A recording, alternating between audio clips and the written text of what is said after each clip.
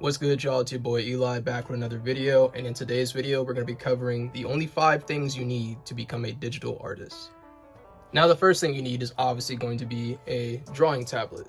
I'm using the iPad Pro. I couldn't tell you which generation I have because I bought this a few years ago and I've been using it ever since. Even with these new updates and with their newer models, this still works pretty good. Matter of fact, I'll go in now. I'll check to see which model I have just for you guys. Okay, so I have the iPad Pro 12.9 inch 5th generation.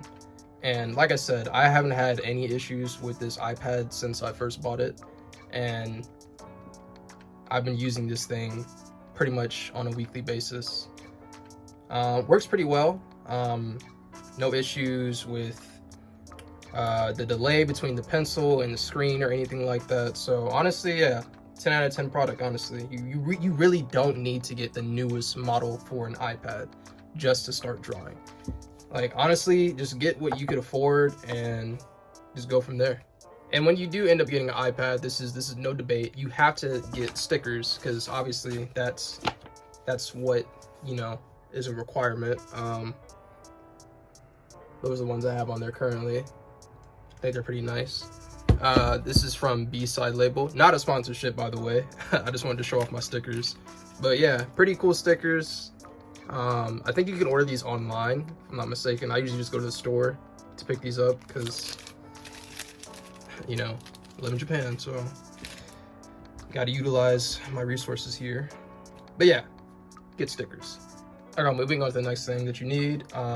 Seriously, you need to get a paper-like screen protector. This is very necessary, especially when it comes to drawing and painting, because I don't know about you guys, but when I first bought the iPad and I didn't have a screen protector, it felt really weird drawing on like a glassy type of material. So once I went on Amazon and I bought a paper-like screen protector, it just made drawing on this thing way smoother for me. Like, felt more traditional, even though it's obviously digital art.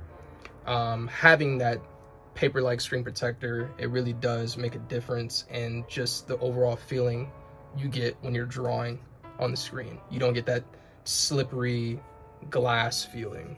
It's more paper-like, no pun intended.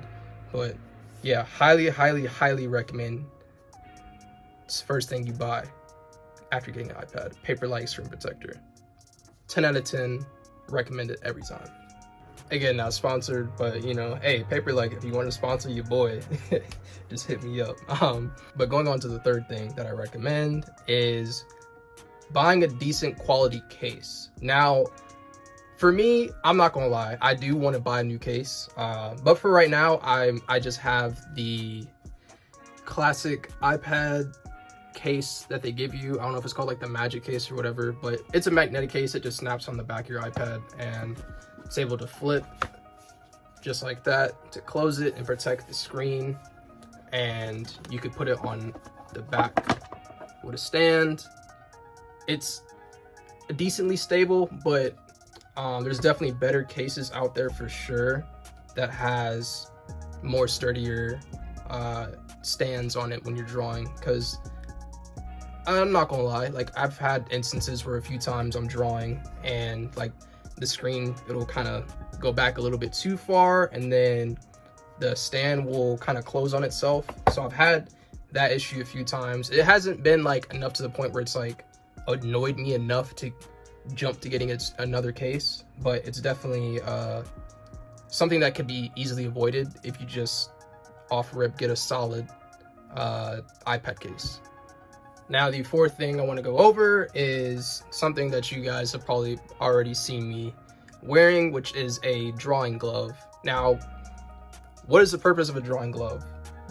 The reason why you even want to use a drawing glove is when you're actively painting or drawing on the screen, if you're just using your hand with no glove, sometimes your hand will accidentally activate different gestures in the drawing app, or it'll tap like a certain button, like undo or redo or something like that while you're drawing, and that can get pretty annoying pretty fast. So when you do have the drawing glove on that just neglects all of those actions from even happening. So it just makes your workflow a lot more smoother, and you'll get your work done faster without having to constantly worry about like your hand accidentally tapping a different button while you're drawing. It's kind of like whenever you do traditional art and you have a paper towel underneath your hand so you don't smear any pencil marks or anything on the paper. Kind of think of it like that. It's just like in this instance, it's a glove. And it's just the index finger and the ring finger that it covers. It doesn't cover the other fingers, obviously, because you'll be holding the pencil. And it's not going to fall off. It's pretty sturdy glove for the most part.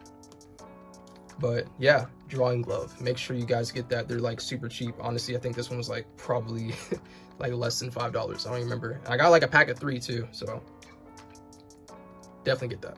All right, so the 5th and final tip is a pretty obvious one. It's just having a solid foundation of basic art skills.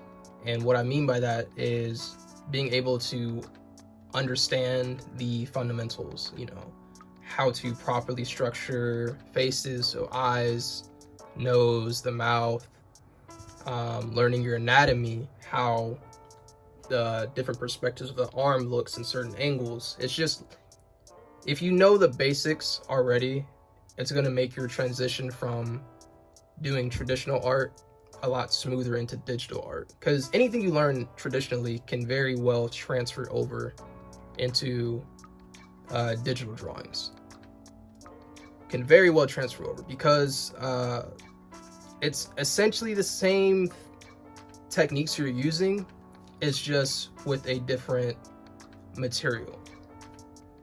That's really like the biggest difference. Like, yeah, there's a learning curve. Definitely took me a while for sure to adjust to using the iPad instead of just using paper and a pencil. But I don't regret learning digital art like at all. Like, honestly, I felt like there was a lot more things that I have to offer, especially not having to keep on buying materials over and over again. Like I've said before, Prismacolors aren't cheap, and I use Prismacolors a lot, so that it was really annoying to have to go to the store or like order more online, just because, yeah, it's definitely runs your pockets. You can run them quick. But so those are my 5 things that you need to become a digital artist. I hope those tips helped you guys out today.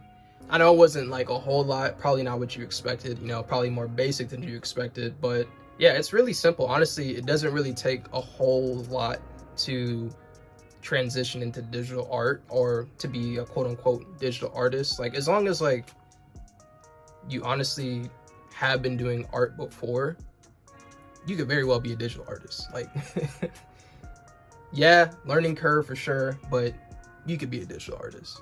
I believe in you. You could do it. Other than that, that's pretty much all I got for this video. If you guys like the video, go ahead and share it. Other than that, I'm out. Okay, look, I know I said 5 tips, but just consider this a bonus tip, right? Consider this a bonus tip, because I forgot to mention this. I don't know how. You need a drawing app, obviously. I personally use Procreate, but you could use like was it Clip Studio Paint, or I think it's like Adobe or Paint or something. But the point is, you need a drawing app, obviously, to use in order to draw and paint.